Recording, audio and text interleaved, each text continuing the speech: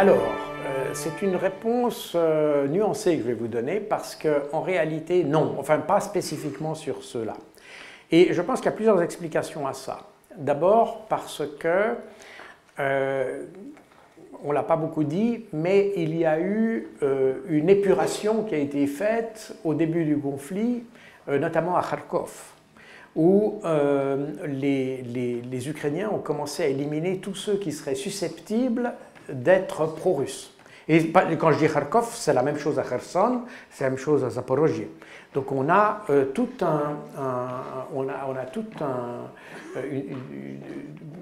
une série d'épurations, d'éliminations, etc., qui se sont faites. Ça, c'est la première chose. Deuxième chose, c'est que beaucoup de ces Russes ont anticipé ça et sont partis avant. Ont quitté ces zones. Il n'y a plus beaucoup, il y en a quelques-uns, et d'ailleurs il existe dans la partie occidentale de l'Ukraine, notamment dans la région de Kherson, des Zaporozhye, vous avez des pro-russes qui ont une organisation de résistance. J'en parle d'ailleurs dans mon livre. On n'en parle pas beaucoup en Occident, mais il y a une organisation de résistance qui élimine les dirigeants ukrainiens, qui élimine les commandants de bataillons ukrainiens, etc. Donc c'est une vraie organisation de résistance russe à l'intérieur de l'Ukraine ukrainienne, si vous voulez. De nouveau, c'est quelque chose qui est très peu connu, mais on les voit, ils se manifestent, alors évidemment ils sont masqués, tout ça, ils ne montrent pas tellement leur visage, on comprend pourquoi, mais ils sont très actifs, il y a de nombreux attentats qui ont été commis par ces mouvements de résistance. Alors ils s'appellent résistance, d'ailleurs, ils se considèrent comme un mouvement de résistance. Donc voilà, ça existe. Maintenant, au combat, il est difficile de faire la différence entre ceux qui seraient originaires de Russie ou qui seraient ukrainiens. Ce qu'on observe depuis maintenant une année en tout cas, c'est un taux de désertion énorme de l'armée ukrainienne. Et d'ailleurs, c'est intéressant parce que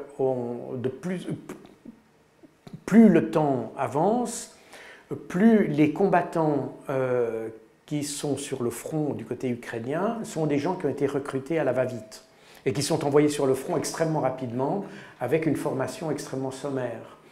Et on a des témoignages. Alors de nouveau, je n'invente rien, il y a des interviews qui ont été faites par le journal espagnol El País, le Washington Post a fait aussi des interviews de New Yorker aux États-Unis, a fait des interviews aussi de militaires ukrainiens qui montrent que le moral est extrêmement bas et qui disent surtout on a été trompé par les Occidentaux. Parce qu'eux, ils suivent nos médias et ils suivent ce que nous disons du conflit. Et vous avez des soldats ukrainiens qui disent oh, mais nous, on nous a dit que les Russes étaient mal commandés, qu'ils n'avaient plus de munitions, que les soldats étaient démoralisés, qu'ils n'avaient plus d'armes, que leurs chars ne fonctionnaient pas et qu'ils allaient s'enfuir quand on arrive. Et puis les gars disent c'est exactement l'inverse qui se passe. C'est-à-dire que les soldats russes sont extrêmement professionnels, ils sont extrêmement déterminés, ils ont un matériel beaucoup plus moderne que nous, ils tirent 10 fois plus de munitions que nous, et nous, on n'a rien.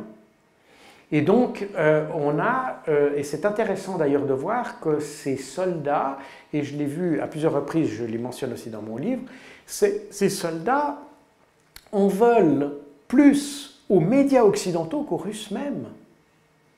Parce qu'ils disent, on nous a trompés. On nous a donné une fausse image du conflit. Et ça, c'est assez intéressant parce que c'est quelque chose, d'ailleurs, je l'ai plus ou moins expliqué dans mon exposé en préambule, c'est qu'en ayant une fausse image du conflit, eh bien, on a poussé les gens à faire des fausses choses, tout simplement. De nouveau, sous-estimer son adversaire n'est jamais une bonne chose.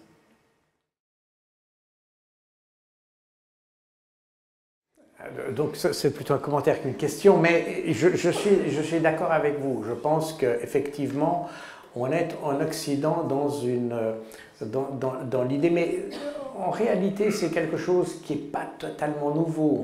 On l'a déjà observé avant, sous d'autres formes, peut-être sous forme plus colonialiste ou je ne sais pas, mais que c'est nous qui détenons la bonne parole et que finalement les autres doivent se plier un petit peu à ce qu'on dit. C'est nous la référence d'une certaine manière. Et Le problème qu'il y a, alors moi j'ai vécu la période de la fin de l'Union soviétique depuis l'intérieur des services secrets. Et nous, quand je dis nous, c'est les services, tous les services occidentaux, nous étions extrêmement inquiets de cette période parce que on voyait que lorsque le mur s'est effondré, tout ça, on ne savait pas comment allait réagir l'Union soviétique, c'était encore l'Union soviétique à l'époque, et on se demandait si on allait retrouver une réédition de Budapest 56 ou Prague 68, si vous voulez. Et l'idée qu'un monde s'effondrait et qu'un nouveau pouvait venir était vraiment était une réelle, à la fois inquiétude et espérance. Inquiétude parce qu'on ne savait pas comment la Russie ou l'Union soviétique allait réagir à ça. Est-ce qu'elle allait se défendre? Est-ce que ça allait conduire? Et vous savez, je peux peut-être vous le dire, mais quand le mur s'est effondré, il y a eu pendant un très bref moment, dans les services occidentaux, il y a eu une mise en état d'alerte des services. Il y a une mise en état, parce qu'on s'est dit, là, les soviétiques vont intervenir. Ils ne vont pas laisser passer ça. On s'est trompé. Finalement, les soviétiques n'ont rien fait, ils ont laissé faire. Mais il y a eu une mise en état d'alerte. Et les Américains ont mis certaines de leurs unités en DEFCON 3. Donc c'est une condition de défense 3, c'est effectivement un niveau d'alerte parce qu'on s'attendait à une réaction soviétique. Le problème qu'il y a, c'est que dans cette histoire, on n'a pas su analyser déjà là les raisons de l'effondrement du communisme. Et moi, on a souvent dit la Russie ou l'URSS a perdu la guerre froide. Je pense que ce n'est pas la bonne expression. Et je me rappelle avoir été dans une délégation peu de temps après à Moscou, où nous avons rencontré le haut commandement des forces russes, et nous avons discuté ces questions. Et effectivement, je me suis aperçu que nous avions fait une erreur assez importante, mais je m'inclus dans cette erreur de jugement parce que c'était vraiment une erreur que tous les Occidentaux ont fait, c'est de penser que la Russie avait effectivement perdu une guerre. En réalité, la Russie n'avait pas perdu une guerre. On a un système qui s'est effondré, un système politique dont on savait qu'il s'effondrerait, parce que le système communiste, tel qu'il était pratiqué, ne pouvait pas perdurer, en tout cas sous cette forme-là. Les Chinois ont été un peu plus malins parce qu'ils ont réussi à transformer leur communisme en capitalisme enfin, c'est très alambiqué, mais ils ont réussi à négocier ce virage mieux que l'ont fait, et peut-être à cause de l'expérience russe d'ailleurs. Toujours est-il que l'idée de prendre la Russie comme ayant perdu une guerre me semble avoir été, ça a contribué à placer l'Occident sur le piédestal que vous avez évoqué, puis de penser que le reste du monde était nul. Alors qu'en réalité, on a simplement un changement politique, c'est tout, comme on aurait pu le voir dans d'autres pays. Simplement, ça a été amplifié par le fait qu'on était dans cette guerre froide qui était une lutte entre systèmes. Mais ce n'était pas une lutte. Notez, je fais souvent cette réflexion d'ailleurs. Quand on était dans la guerre froide, et j'ai été un guerrier de la guerre froide, hein, on peut l'appeler comme ça, nous ne nous battions pas contre des Russes, nous battions contre des Soviétiques. Ce qui est très différent. On n'avait pas, et c'est intéressant parce que l'autre jour, et d'ailleurs je mets cet épisode en introduction de cet ouvrage, j'ai relevé cet exemple, vous avez tous sans doute aussi vu ça, c'est ce vétéran nazi qui avait été célébré au Parlement canadien.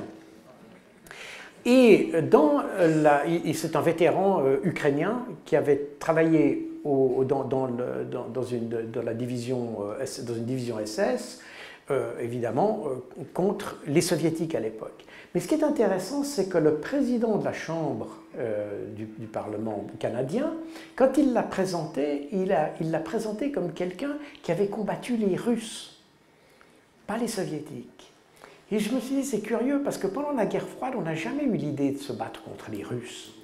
On se battait contre des soviétiques, on se battait contre un système politique, pas contre un peuple.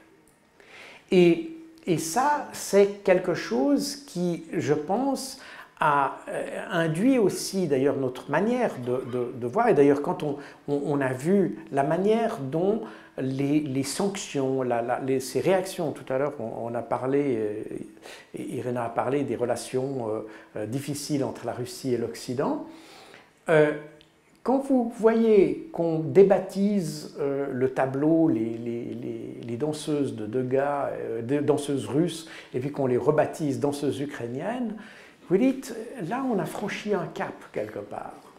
On a franchi un cap parce qu'on n'est plus dans la lutte avec un système politique. On pourrait dire on n'est pas d'accord avec le système politique de M. Poutine. Pourquoi pas? Avec le système communiste, etc. Pourquoi pas? Mais là, on est dans quelque chose d'autre. On est contre une culture, on est contre un peuple, on est contre... Et ça, je pense que c'était déjà apparent, en fait, quand on a dit les Soviétiques ont perdu la guerre. Ils n'ont rien perdu, ils ont changé de régime, tout simplement. Et ça s'est fait de manière un peu plus brillante qu'ailleurs, pour des raisons évidentes. Mais donc... je crois que vous avez raison d'évoquer ça. Il y a un Occident qui s'est senti tout puissant. D'ailleurs, j'ai cité dans mes ouvrages à plusieurs reprises et dans mes conférences la doctrine Wolfowitz, qui est une doctrine qui est apparue d'ailleurs en 1992, qui a été publiée ou qui est devenue publique en 1994, je crois que c'est le New York Times qui l'a dévoilée. Mais l'idée était la suivante, c'est-à-dire qu'il faut aussi voir l'image de l'époque. En 1991, l'Union soviétique n'existe plus, la guerre en Afghanistan, la guerre soviétique en Afghanistan n'est plus là, et les Américains, ou plutôt la coalition, qui n'était pas seulement américaine, mais disons occidentale, avait vaincu l'armée de Saddam Hussein, qui était soi-disant la troisième armée du monde à l'époque. Donc, l'Occident avait toutes les raisons de voir qu'ils étaient vraiment les plus forts. Hein. Ils avaient un système démocratique, ils avaient blablabla, et finalement, on a tout gagné. Et c'est dans cette dynamique-là, ou dans cette période-là, qu'est sortie la doctrine Wolfowitz, qui, en gros, c'est un sous-secrétaire à la défense américain qui avait déclaré que les Américains jouissaient d'une position inégalée dans l'histoire parce qu'ils avaient tout gagné, il n'y avait plus d'adversaires à leur taille, la Chine n'existait pas encore, donc on parlait encore d'une Amérique toute puissante, et donc qu'il fallait, à partir de là, on est au début des années 90, il fallait tout faire pour que cette position dominante demeure. Et ça a été cette idée de la doctrine Wolfowitz qu'il faut maintenir les autres, il faut maintenir les autres sous l'eau, et c'est les États-Unis qui restent au sommet. Et on a l'illustration de ce que vous dites, c'est-à-dire que, en gros, c'est les Américains qui ont la vérité avec un grand V, et puis le reste s'adapte à ça. Et puis les Occidentaux, les Européens, je veux dire, ont assez bien, et même d'ailleurs les Russes à l'époque, ont finalement assez bien accepté ça, parce que effectivement la Russie de Boris Yeltsin n'était pas terrible. Il y a la société russe a un peu comment dire, elle a fait un peu comme une bouteille de champagne que vous avez trop secouée, que vous ouvrez trop brutalement. Elle part en ébullition, c'est un peu ce qui s'est passé, alors qu'il aurait fallu enlever le bouchon plus doucement pour que ça se passe en douceur. C'est ce que font les Chinois et ce qu'ont pas fait les Russes. Du coup, on a eu pendant plusieurs années, si vous y ajoutez encore le conflit en Tchétchénie, etc., on avait une situation de faiblesse structurelle d'une certaine manière, ou en tout cas perçue comme telle, qui finalement donnait d'une certaine manière aussi raison aux Américains. Et c'est peut-être comme ça qu'on a laissé les Américains grandir de manière un peu disproportionnée, sans se préoccuper des conséquences. Et d'ailleurs, dans la doctrine Wolfowitz, dans le texte qui a été publié, qui a fait d'ailleurs grand scandale, c'est un brouillon qui a été publié par le New York Times, il disait il faut éviter que toute puissance vienne égaler les Américains, y compris l'Union européenne. Donc le but, c'est vraiment de maintenir la tête sous l'eau de tout le monde, pourvu que les Américains conservent leur position dominante. Donc voilà, c'était les petits commentaires. Je vais peut-être répondre à d'autres questions. Tout à fait, merci pour vos commentaires sympathiques et votre question. Alors, la question de savoir comment le narratif a pu se développer, je ne sais pas s'il y a une explication rationnelle à ça. On est dans le domaine du passionnel, de l'émotionnel. C'est pour ça que je suis très sévère dans mon ouvrage avec les décideurs et les médias. Parce que, comme j'ai toujours dit d'ailleurs, et je l'ai répété à plusieurs reprises, je comprends que l'homme de la rue puisse voir les événements de manière assez simple. Même d'ailleurs par rapport au conflit ukrainien, il voit une Russie qui attaque l'Ukraine, il ne connaît pas très bien, il dit bah, c'est l'attaquant qui a tort et je n'aime pas les Russes pour ça. Je peux concevoir ça.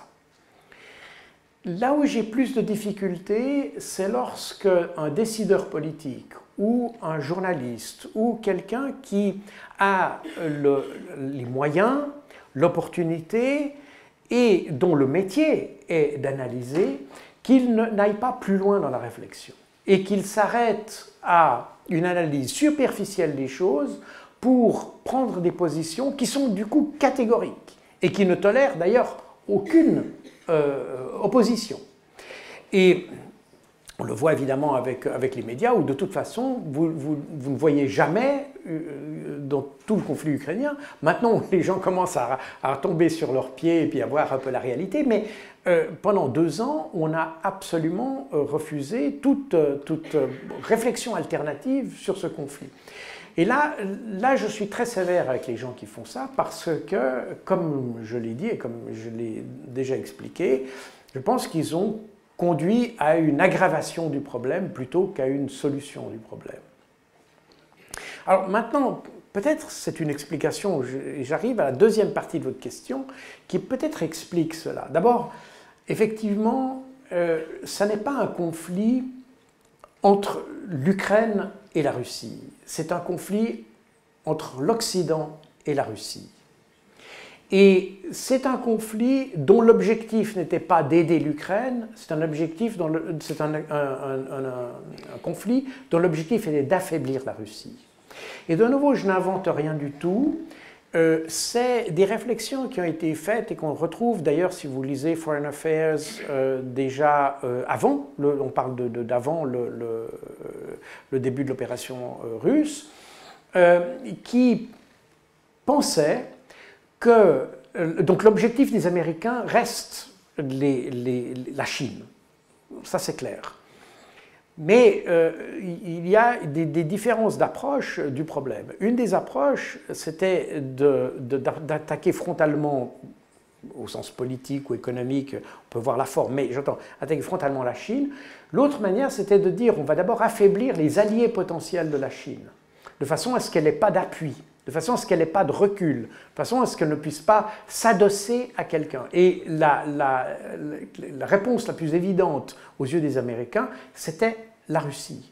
Et quand on lit, j'ai cité à plusieurs reprises dans mes exposés l'étude de la Rand Corporation d'avril 2019 qui explique comment affaiblir la Russie et qui explique tout le processus sur 300 pages. Donc on est sur quelque chose qui est extrêmement recherché et documenté. D'ailleurs, la dernière citation de mon ouvrage est aussi un extrait de cette étude qui d'ailleurs disait « Voilà la stratégie pour affaiblir la Russie, mais, et ça c'est la citation de la dernière page de mon livre, mais si vous l'appliquez, c'est l'Ukraine qui va payer le prix, c'est l'Ukraine qui va avoir des pertes humaines considérables, qui va perdre des territoires et qui va se trouver forcée à une paix défavorable. » C'est exactement, donc en 2019, les stratèges ou les analystes de Rand Corporation qui ont donné la recette pour affaiblir la Russie ont également averti les Occidentaux des risques que ça posait parce que toute cette stratégie reposait sur l'usage ou l'emploi de l'Ukraine pour affaiblir la Russie. Donc c'est une guerre, même pas entre les Occidentaux et la Russie, c'est une guerre entre les États-Unis et la Russie. Par Ukraine interposée et en utilisant l'Ukraine. Et ça, c'est la première chose. Le reste du monde en fait, je pense que c'est quelque chose, je ne pense pas que l'Occident avait pour ambition d'affronter le reste du monde. Mais je pense que l'Occident s'est trouvé tout d'un coup pris à son propre piège. Parce que vous avez, et vous avez cité l'Inde, quand vous regardez l'Inde aujourd'hui, moi j'ai toujours en tête le ministre des Affaires étrangères, M. Jaishankar, qui est un personnage absolument remarquable, d'une grande finesse et d'une grande intelligence. Et quand vous entendez les réflexions d'un pays qui n'est ni la Chine, qui est l'Inde, qui est un pays important certes, mais qui n'est pas dans le collimateur des Occidentaux, on voit que ce qu'on appelle le reste du monde, d'ailleurs une appellation qui est un peu dépréciative et que je n'aime pas beaucoup, mais on va l'appeler comme ça pour ce soir, le reste du monde n'est pas idiot. Le reste du monde sait, a observé ce qu'on faisait. Le reste du monde a vu les incohérences de l'Occident. Ils ont vu, parce qu'ils ont aussi leur capacité d'analyse. Il n'y a pas que M. Jacquemot qui est capable de faire des analyses. Ils sont aussi capables de le faire. Ils savent ce qui s'est passé. Et je pense qu'ils ont très bien vu le jeu des Occidentaux et ils en ont perdu confiance. Et du coup, quand on perd confiance, on tend à se raccrocher entre ceux qui n'ont pas confiance. L'union fait la force d'une certaine manière. Et on le voit d'ailleurs aujourd'hui. C'est intéressant de voir, j'ai cité une ou deux fois le conflit palestinien, on ne va pas le discuter ce soir. Mais ce qui est intéressant, c'est qu'on retrouve une forme de continuité parce que les défauts qu'on a observés dans le conflit entre l'Ukraine et la Russie, ou entre l'Occident et la Russie, ou les États-Unis et la Russie, comme on veut, on le retrouve maintenant avec la Palestine. Et on retrouve pas seulement ça, mais on trouve tout d'un coup un pays comme l'Afrique du Sud, et pas seulement, qui a le courage de dire non, non, ça suffit de jouer comme ça, selon vos règles. Il y a des règles selon lesquelles on voudrait que tout le monde puisse jouer à la même partie. Et il n'y a pas seulement l'hémisphère nord et puis l'hémisphère sud qui jouent avec des règles différentes.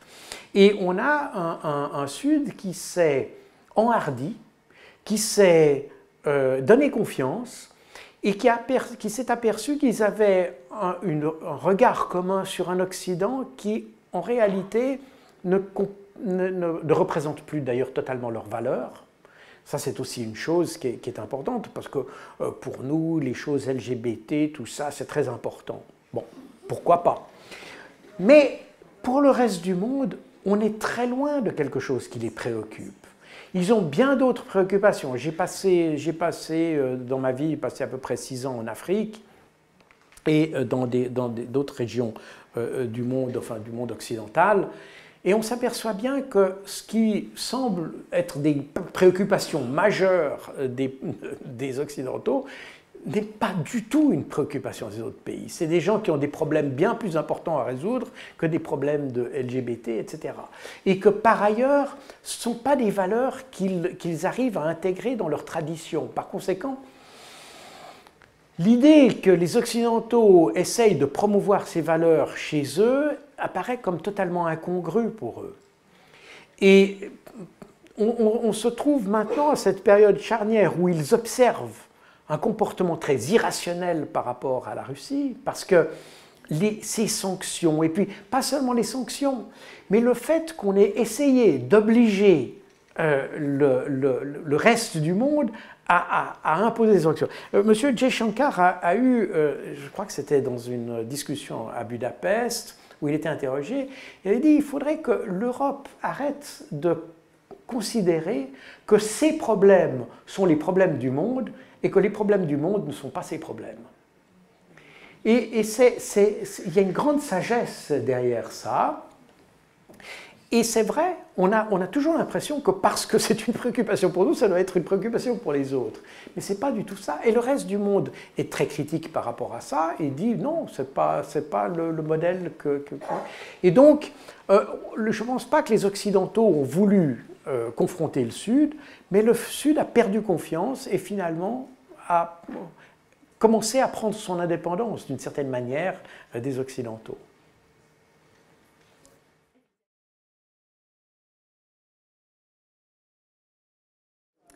Ça, c'est une excellente question, elle est presque philosophique. Je ne sais pas si elle entre dans le domaine du rationnel d'ailleurs, parce que la particularité, et on l'a très bien vu d'ailleurs avec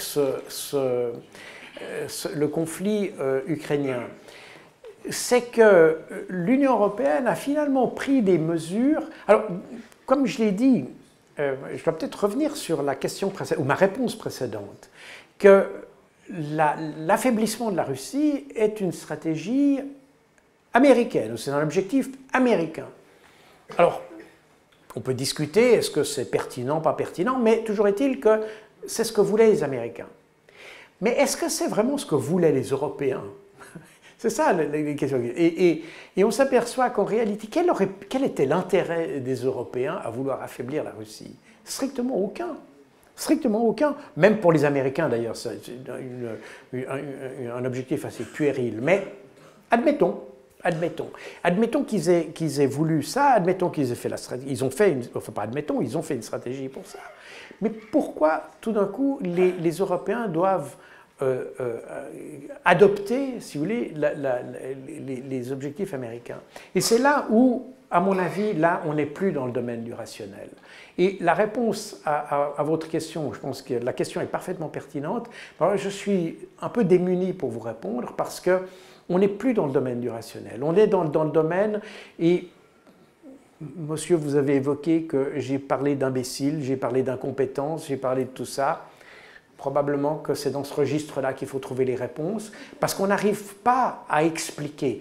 Quand vous regardez la situation de l'Allemagne, par exemple, aujourd'hui, qui est en récession, pratiquement, alors que les chiffres de l'économie russe montrent une croissance de plus de 3,5% pour cette année, pour 2023, pardon, pour 2023. Donc, on est, je crois que c'est 3,36, voilà, c'est ça. Donc, on s'aperçoit qu'on est exactement aux antipodes de ce qu'on espérait faire. Donc, ça veut dire qu'on a des décideurs qui n'arrivent même pas à juger sur la base de faits, sur la base de chiffres, parce que la question, j'ai une formation en économie, même en économétrie, donc on est dans le domaine vraiment de l'étude mathématique, statistique de l'économie, on arrive à anticiper ça. Si on regarde les données qui étaient disponibles il y a 2 ou 3 ans, ou avant et même pendant d'ailleurs le conflit en Ukraine, il était parfaitement prévisible de voir l'impact qu'aurait telle mesure ou telle sanction. On est dans un domaine qui n'est plus du tout rationnel. La rationalité vous aurait conduit à des décisions totalement différentes. Et j'ai souvent fait cette comparaison, ce qu'on appelle les Lumières en France, c'était l'apport de la rationalité dans la décision politique. Et d'abandonner le fait que le roi décidait par inspiration divine et que sais-je, et d'avoir des dirigeants qui dirigeaient de manière discrétionnaire. Et l'idée des grands philosophes des Lumières, c'était justement que l'État devait être conduit par la rationalité. Or aujourd'hui, on a exactement l'inverse de la rationalité, on a l'irrationalité totale. Et comment expliquer ça? Je dois dire que j'ai personnellement beaucoup de peine. On arrive sans doute à donner des explications qui sont la crainte de la Russie, qui a toujours un peu existé, etc. Mais il me semblait qu'au XXIe siècle, on aurait pu surmonter ces imageries d'Épinal et puis arriver à quelque chose, d'autant plus qu'il existait, après la fin de la guerre froide, on pouvait imaginer qu'une ère, d'ailleurs les Russes d'ailleurs avaient évoqué ça, ils avaient évoqué, mais c'est pour ça que les Russes avaient, au début des années 90, proposé ou demandé à entrer dans l'OTAN. Ça peut sembler surprenant, mais la vision des Russes, et je pense qu'elle est parfaitement défendable, et j'y souscris d'ailleurs, c'est l'idée d'une sécurité non pas par la confrontation, mais une sécurité par la coopération. Et d'ailleurs, en réalité, ce qu'avaient en tête les Russes, c'est une extension du modèle de l'OSCE, l'Organisation pour la sécurité et la coopération en Europe, qui a justement comme fondement la sécurité par la coopération et non pas la sécurité par la confrontation. Et c'était ça que les Russes avaient en tête au début des années 90. Et à mon avis, c'était à la fois réalisable et beaucoup plus intelligent. Et je dérive lentement vers la question que vous venez de poser sur la question de l'industrie. Parce qu'à l'occasion du conflit ukrainien, on s'est aperçu que notre industrie de la défense n'était pas capable de soutenir le rythme que les Russes ont de leur côté. Mais si vous y réfléchissez bien, les prémices qu'on avait à la fin, au début des années 90 en Europe, c'était un peu ça, c'est-à-dire on a fini maintenant avec la confrontation, donc on peut réduire nos potentiels de défense. Et je pense quant à moi que la meilleure sécurité, ça ne veut pas dire, je suis colonel, ça vous le savez, donc je ne vais pas vous dire qu'il ne faut pas d'armée, bien au contraire, parce que de toute façon, les armées, vous savez, on en a toujours une sur son territoire, soit la sienne, soit une autre. Donc, autant avoir la sienne, et je suis fermement convaincu que nous devons avoir des armées. Néanmoins, la sécurité ne provient pas de l'armée ou de l'armée qu'on a, elle provient d'un contexte de sécurité nationale et internationale, et ce contexte, il est beaucoup plus sûr quand on est en bonne intelligence avec ses voisins. Si vous êtes en bisbille avec vos voisins, alors il vous faut une armée extrêmement forte parce que vous risquez à tout bout de champ qu'on vous tire dessus. Si en revanche, vous avez une politique de coopération, une politique de stabilité et une politique étrangère qui favorise la stabilité et la coopération, il me semble que vous aurez toujours besoin d'une armée parce que ça fait partie des institutions qui font partie de la souveraineté, de la défense de la souveraineté d'un État. Et là, on ne discute pas là-dessus. Mais cette armée n'aura pas besoin d'être aussi, sans doute, importante que si on était dans une situation en permanence conflictuelle. Et que par conséquent, la meilleure sécurité, si on la voulait en Europe, ce serait d'avoir un dialogue avec la Russie et non pas une confrontation avec la Russie. C'est valable pour d'autres pays aussi d'ailleurs, c'est valable avec la Chine, c'est valable à d'autres aussi. J'ai la difficulté à comprendre pourquoi on cherche absolument à avoir la guerre avec les uns et les autres. Non, non, j'ai bien compris ce sens-là et j'ai réfléchi à cette question. Le problème est que quand vous regardez les sanctions qui ont été adoptées par l'Union européenne, il y a beaucoup de sanctions qui ont été adoptées par l'Union européenne que les Américains ne voulaient pas. Et ils ont dit aux Européens, ne prenez pas ces sanctions, notamment sur l'embargo des produits pétroliers, sur le gaz et ce genre de choses. C'est les Américains qui ont déconseillé. Parce qu'à vrai dire, depuis 2021, avec l'armement ou le réarmement enfin pas le réarmement, mais le déploiement de forces dans le Donbass à partir d'avril 2021, les Russes ont de leur côté aussi étoffé leur dispositif à la frontière ukrainienne, russo-ukrainienne, et les Occidentaux ont déjà commencé à réfléchir à des sanctions à ce moment-là. Et il y a eu tout un cycle de discussions entre l'Union européenne et les États-Unis pour échafauder une sorte d'architecture de sanctions applicable à la Russie. Et ce qui est intéressant, c'est qu'on voit à ce moment-là que les Américains ne préconisent pas par exemple l'embargo justement sur les produits pétroliers. Et que les Américains n'étaient peut-être pas totalement... Je ne pense pas que les Américains visaient à détruire l'économie européenne. Finalement, ils y sont sans doute arrivés parce que, en définitive, leur objectif c'était la Russie et puis, en définitive, l'Europe a été un dommage collatéral. Ça, c'est tout à fait possible. Et les Américains ne s'en sont sans doute pas beaucoup offusqués. Ils ont dit, finalement, les Européens veulent se saborder, qu'ils le fassent. Mais je ne pense pas que les Américains, au départ, voulaient que l'Europe... Les Américains, et vous savez, quand vous naviguez un peu, comme je l'ai dit, dans l'OTAN, mais aussi dans l'Union européenne, vous constatez que ce qui se passe à la fois dans l'OTAN et dans l'Union européenne, c'est que ceux qui sont les meilleurs soutiens aux États-Unis sont les ex-pays de l'Est. C'est tous les pays baltes, la Pologne, Tchéquie, etc., qui sont extrêmement pro-américains pour différentes raisons historiques et culturelles. Bon, on ne va pas entrer dans les détails. Ce qui fait qu'en gros, les décisions... Et d'ailleurs, j'avais discuté ça avec des camarades à l'OTAN, des officiers, des colonels des armées de la vieille Europe, France, Italie, Espagne, etc., qui disaient finalement, nous, on a presque moins à dire que les pays de l'Est, parce qu'eux, ils sont toujours du même avis que les Américains. Donc ils font le contrepoids, ils renforcent un peu le discours américain. Et on a un peu cette dynamique-là. Les Américains n'ont pas besoin d'avoir une Europe faible. Ils ont besoin d'avoir une Europe à leurs bottes, ce qui est un peu différent. Et ça, ils l'ont.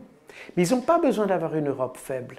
Une Europe faible signifie aussi pour eux une vulnérabilité. Et ils ont toujours considéré que l'Europe était d'une certaine manière le premier bastion pour les protéger. Et d'ailleurs, quand vous regardez les plans de l'OTAN durant la guerre froide, le champ de bataille de la guerre froide, s'il y avait eu bataille, c'est l'Europe. Là où les armes nucléaires devaient être engagées, c'est en Europe. Ils ne voulaient pas que ça se passe aux États-Unis. Donc, si vous voulez, l'Europe, pour eux, c'est leur glacis, en quelque sorte. Et c'est valable sur le plan politique, c'est valable sur le plan économique aussi. Les Américains ont suffisamment d'arrogance, pourrait-on dire, pour penser que de toute façon, les Européens ne les dépasseront pas. Et de fait, on observe que les Européens n'ont jamais même tenté de surpasser les Américains. Ils pourraient le faire. Alors, écoutez, de nouveau, on est sans doute sur des questions de perception. Moi, je n'ai pas le sentiment que les Américains soient si intéressés que ça à casser l'Allemagne. Parce que pour eux, ce n'est pas une menace. Ils ont des troupes en Allemagne, d'ailleurs. Ce n'est pas l'Allemagne qui a des troupes aux États-Unis. Ils ont des troupes. Les Européens ont toujours eu, pour différentes raisons, qui tient de la psychologie, de l'histoire, etc., ils ont toujours eu une sorte de vénération pour les États-Unis.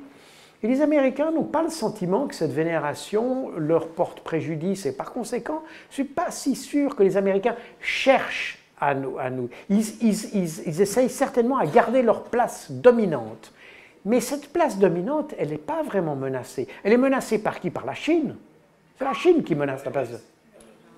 Oui, les BRICS, on en est encore loin. Hein. Les BRICS, ça viendra probablement, mais on n'y est pas encore. En revanche, l'Europe en tant que puissance, parce que l'Allemagne seule, la France seule, etc., pour les Américains, ils ne les considèrent pas comme des compétiteurs. Ils savent qu'ils sont meilleurs, leurs capacités militaires sont nettement supérieures, leurs capacités industrielles nettement supérieures. Ils n'ont pas besoin d'une Europe faible. Ils ont besoin de conserver leur position dominante. Et ça, ils la perdent avec la Chine. C'est pour ça que je ne vais pas vous dire, je ne sais pas ce que certains Américains veulent avec l'Allemagne, etc. Est-ce que c'était... Moi, je pense, j'ai plutôt l'impression qu'ils ont considéré l'Europe comme une quantité négligeable et que nuire à la Russie pouvait, si vous voulez, on pouvait se payer le luxe de considérer que les Européens ne diraient rien. Voilà, c'est un peu l'impression que j'ai. C'est plutôt un dédain que le sentiment qu'on les menace. L'Europe n'est pas une menace pour les Américains, ils ne l'ont jamais considérée comme une menace, ni économique, ni militaire, ni politique. Bonne question. Alors, je n'ai pas la réponse, pas plus que n'importe qui d'ailleurs, enfin, en tout cas. Ce que je pense, Nord Stream 2, qui ait posé la bombe ou les bombes, qui que ce soit, il n'a pas pu le faire sans l'aval des Américains. Voilà. Est-ce que c'est les Américains qui l'ont fait, les Polonais, les Ukrainiens? Je n'en sais rien. parce que finalement, aujourd'hui, on a tout dit à son contraire, ou les Anglais, que sais-je. Mais une chose est certaine, c'est que ça n'a pas pu se faire sans l'autorisation des Américains. Pourquoi? Pour deux raisons. Une raison strictement opérationnelle et une raison politique. La raison opérationnelle, c'est que quand vous regardez la carte, vous voyez que ces explosions, la destruction des deux gazoducs, s'est fait à proximité de l'île de Bornholm. Bornholm est une île qui, durant la guerre froide, était une des plus importantes stations d'écoute électronique du Danemark et donc et des États-Unis. Pourquoi? Parce que elle est exactement au centre de la Baltique et elle permet, il y a deux chenals ou chenaux, je ne sais pas comment on dit, qui la longent et qui permettent de contrôler l'accès des sous-marins nucléaires russes vers l'Atlantique. Et l'Atlantique est... les Américains sont sensibles à la présence de sous-marins nucléaires russes parce qu'évidemment leur sécurité personnelle est menacée. Et vous avez donc dans l'Atlantique, vous avez des grandes barrières sous-marines. C'est notamment la plus importante, c'est la barrière des Duke, Groenland, Iceland, UK, qui est une immense barrière sous-marine de réseaux de senseurs électroniques qui détectent à peu près tout ce qui se passe sous l'eau. Et ça, c'est la deuxième ligne de défense, si vous voulez, des États-Unis. La première ligne de défense par rapport à la flotte de la Baltique, y compris la flotte des sous-marins nucléaires basés à Kaliningrad, c'est non pas Mourmansk, c'est de l'autre côté. Mourmansk, ils vont être dirigés directement sur le Gyuk, mais Kaliningrad, c'est les sous-marins de la mer Baltique qui pourraient accéder à l'Atlantique. Et là, la ligne de défense, c'est Bornholm, et c'est l'endroit qui est le plus surveillé de toute la Baltique. Vous avez là un réseau de senseurs sonores, magnétiques, électroniques, vous avez tout. Et ça a été encore accentué parce que dans les années 80, les Suédois avaient émis l'hypothèse que les sous-marins soviétiques surveillaient leurs côtes et donc il y avait une activité assez intense à la fois de forces spéciales et de sous-marines russes. Et depuis cette période-là, les différents pays qui jouxtent en fait la Baltique, et c'est notamment le Danemark, puisque le Danemark verrouille l'entrée de la Baltique, ce qu'on appelle dans le jargon de l'OTAN les BALT-AP, Baltic Approaches. Donc l'approche des BALT-AP est contrôlée par le Danemark et notamment par Bornholm. Et puis vous avez de part et d'autre, avec la Norvège et l'Allemagne de l'autre côté, vous avez un réseau de senseurs qui complète le dispositif de Bornholm. Ce qui fait qu'à peu près n'importe quel poisson qui passe à Bornholm est détecté. Et que par conséquent, quand vous envoyez des équipes sous-marines pour aller bricoler autour de Nord Stream, ça a été immanquablement détecté par quelqu'un. Et d'ailleurs, on sait qu'il y a eu des patrouilles sur cette zone-là par la marine suédoise et par la marine danoise avant les explosions. Donc, on sait qu'ils savaient qu'il y avait quelque chose. Donc, ça veut dire que s'il y a eu une explosion, peu importe qui a posé physiquement la bombe, ça n'a pu se faire. Ces réseaux de senseurs, aujourd'hui, sont intégrés dans le réseau d'alerte de l'OTAN, c'est-à-dire sous la houlette des États-Unis, et c'est commandé, c'est le commandement basé en Grande-Bretagne qui gère tout ça. Donc,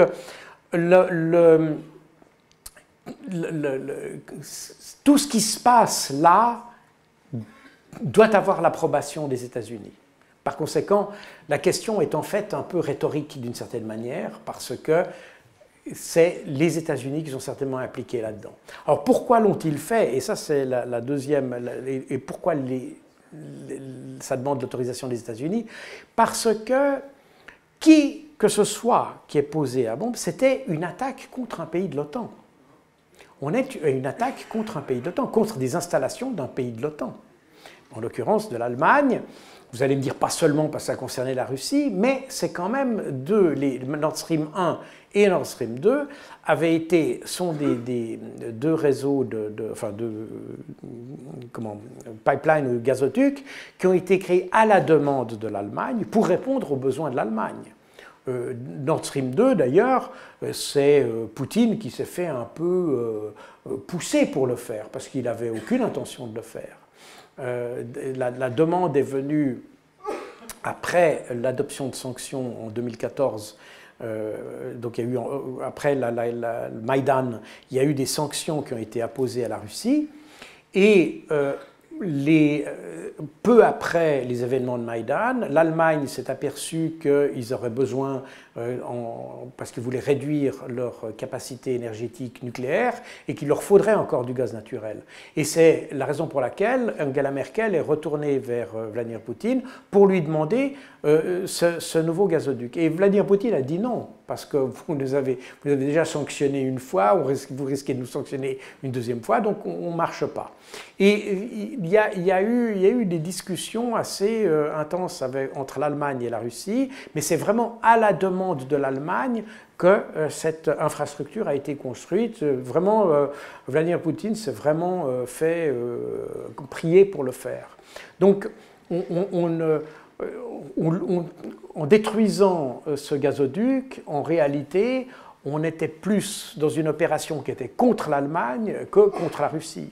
Alors, ça, c'est l'analyse de quelqu'un de rationnel. Quelqu'un d'irrationnel, et comme on l'avait en 2022, où les gens disaient tout ce qui peut aider la Russie doit être détruit, etc., on est peut-être dans quelque chose qui est beaucoup moins rationnel que ça, et ça pourrait expliquer qu'on l'ait fait.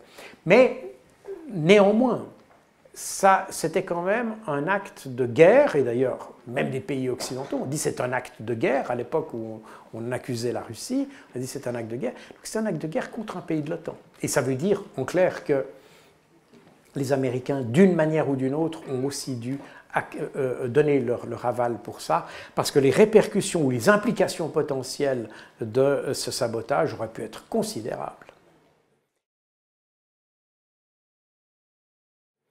Alors, oui, effectivement, cette question des biolabs aux laboratoires biologiques a été évoquée à nombreuses reprises. On l'a un peu oublié, mais vous avez raison de le rappeler. Au début de l'offensive russe, les Russes ont démantelé un certain nombre de ces laboratoires. Ils ont trouvé d'ailleurs un certain nombre de documents qu'ils ont publiés, qui sont assez intéressants, et je crois que je l'avais évoqué dans mon livre Opération Z d'ailleurs. Et ils sont intéressants parce qu'ils me rappelaient des études qui avaient été faites. Vous savez que la Suisse avait le privilège, enfin je ne sais pas si c'est un privilège, mais pendant la guerre froide, nous n'étions pas membres des Nations Unies. Et donc nous n'étions pas soumis ou astreints à avoir l'embargo contre l'Afrique du Sud. Et donc nous avions des relations régulières avec l'Afrique du Sud. Et j'avais moi-même des relations régulières avec les services sud-africains parce qu'il y avait effectivement des troupes du pacte de Varsovie en Angola. Et nous avions donc des contacts assez étroits et on a eu, dans les années 90, il y a une affaire qui est ressortie, c'est que nos services avaient des contacts avec un triste sire sud-africain qui s'appelait Wouter Basson, le docteur Wouter Basson. Et le docteur Wouter Basson, il a essayé de mettre au point des armes biologiques qui ne visaient que les Noirs. Et donc, il s'appuyait sur des recherches évidemment génétiques, et l'idée c'était d'avoir des virus génétiquement modifiés pour ne toucher que certaines tribus ou certaines races, si on peut employer le terme aujourd'hui. Et ce qui est intéressant, c'est que lorsque j'ai regardé, alors j'avais dit, à l'époque, j'avais étudié ça parce que ça avait été, il y a eu des rapports, on a dû faire des rapports pour le Parlement, parce que le Parlement s'était inquiété de nos relations avec M. Basson, etc., etc. Et donc il y a eu une petite littérature confidentielle qui a été produite sur ces études et ces projets sud-africains, dans lesquels les Suisses n'étaient pas impliqués. je précise, nous n'étions pas impliqués. Mais du fait de nos contacts, évidemment, il y avait des interrogations qui se posaient. Pour faire court, lorsque j'ai vu les documents qui ont été publiés par les Russes, ça m'a rappelé les documents que nous avions sur Wouter-Basson. Parce qu'on retrouve à peu près les mêmes ingrédients et le même type d'études qui avait été fait. Donc, oui, il y a eu des recherches. Est-ce qu'elles ont abouti? Est-ce qu'elles sont... Parce que le sujet est sans doute un peu plus complexe que... C'est facile à expliquer, mais c'est peut-être un peu plus complexe à mettre au point. Je sais qu'en tout cas, les Sud-Africains n'étaient pas arrivés, mais on était dans les années 80, début des années 90, donc on était quand même il y a près de plus de 30 ans, et la recherche en matière génétique, n'était probablement pas aussi évoluée. Donc voilà. Néanmoins, effectivement, ça pourrait être une option possible, mais là, on est dans le domaine, on sait que ça existe, on sait qu'il y a des recherches, on sait que probablement, d'ailleurs pas seulement les Ukrainiens, parce que ce qui se passe, c'est que les recherches qui ont été effectuées en Ukraine portaient essentiellement d'ailleurs sur l'échantillonnage d'ADN en réalité. Mais que c'était souvent des laboratoires américains qui, sans doute, ce qu'on avait en Ukraine n'était que des antennes de ce qu'il y avait aux États-Unis. Donc les Américains font certainement des recherches dans ce domaine. D'ailleurs, ce n'est pas nouveau, puisqu'ils ont déjà essayé dans les années 60 d'avoir des maladies qui touchent les Noirs et qui ne touchent pas les Blancs. Enfin bref, on est dans les années 60, on est juste avant les droits civiques. Bref, on est dans des contextes un peu glauques. On ne va pas s'étaler sur cette question, que d'ailleurs, je serais bien mal en peine de traiter dans le détail. Mais néanmoins, on peut imaginer que ces choses-là arrivent. Toujours est-il que les indices, parce que la différence entre un devin et un agent de renseignement, c'est que l'agent de renseignement, il travaille sur les indices, sur des faits. Et il y a des indices, peut-être ténus, peut-être petits, mais on travaille à partir de ça. On fait pas, c'est pour ça que je ne fais pas de la prédiction, je fais de la prévision. Et la prédiction, on laisse ça aux voyantes extralucides et à ceux qui ont des boules de cristal, je n'en ai pas.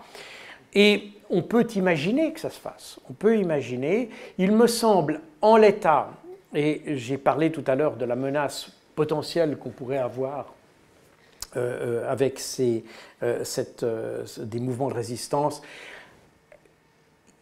c'est, je pense, plus probable en l'état, dans la mesure où on a déjà probablement, et on a déjà vu d'ailleurs des indications avec les différents attentats qu'il y a eu, les attentats de drones, etc., ce qui signifie qu'il y a en Russie des gens qui, par relation familiale ou qui ont été infiltrés, etc., mais on a deux sociétés qui sont tellement proches l'une de l'autre, culturellement, linguistiquement, historiquement, qu'il n'est pas vraiment surprenant qu'on ait des Russes, aussi bien j'ai dit tout à l'heure qu'on avait des Russes qui faisaient de la résistance en Ukraine, on pourrait très bien avoir des Ukrainiens qui fassent de la résistance.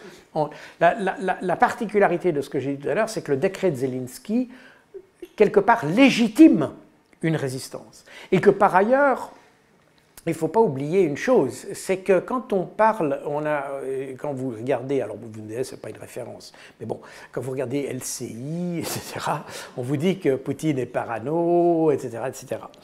La réalité est que la raison de la méfiance russe a des fondements quand même très sérieux, parce que, comme je l'avais indiqué dans mon livre précédent, en 2022 et 2023, il y a quand même eu 5 conférences internationales en Europe sur le démantèlement de la Russie. Et c'est-à-dire que les Américains financent des réseaux de subversion, parce qu'on ne peut pas appeler ça différemment, en Russie, et la finalité de ces réseaux est de faire éclater la Russie en différentes... Bon, vous savez qu'on parle de la Fédération de Russie, d'ailleurs, donc ça veut dire que c'est une fédération d'États, et l'idée, c'est de faire que chacun de ces États devienne indépendant. Et donc faire éclater la Fédération de Russie telle qu'on la connaît, et d'avoir un ensemble entre 18 et 32, selon les modèles, entre 18 et 32 États qui sont indépendants, etc. Et donc de faire disparaître la Russie en tant que grande entité territoriale telle qu'on la connaît sur nos cartes de géographie. Et donc on est dans quelque chose qui est très très concret. Et on n'est pas dans le domaine du complotisme, etc. On est, quand vous allez sur le réseau du département d'État américain, il y a une page consacrée à ce qu'on appelle la décolonisation de la Russie, qui est en fait le démembrement de la Russie. Donc on n'est pas du tout sur une politique fantaisiste qui serait imaginée par M. Beau ici ce soir.